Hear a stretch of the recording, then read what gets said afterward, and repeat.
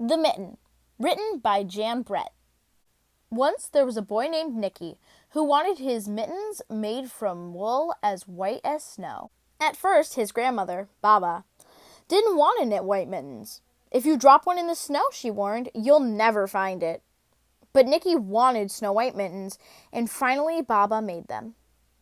After she finished, she said, "When you come home, first I will look to see if you are safe and sound, but then I will look to see if you still have your snow white mittens."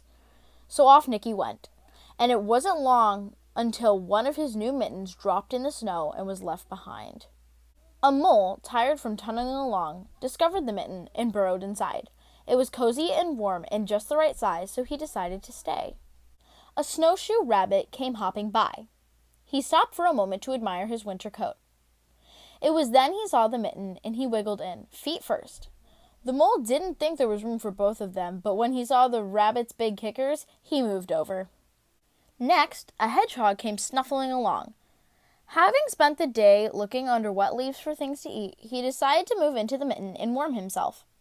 The mole and the rabbit were bumped and jostled, but not being ones to argue with someone covered with prickles, they made room. As soon as the hedgehog disappeared into the mitten, a big owl, attracted by the commotion, swooped down.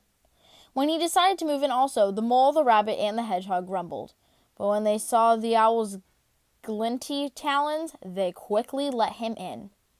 Up through the snow appeared a badger. He eyed the mitten and began to climb in.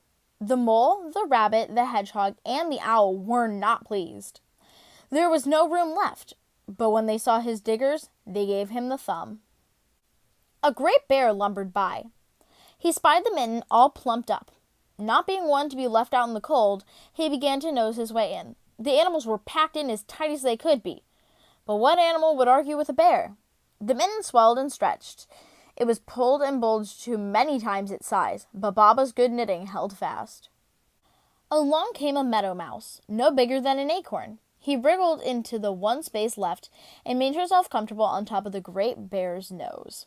The bear, tickled by the mouse's whiskers, gave an enormous sneeze. Achoo!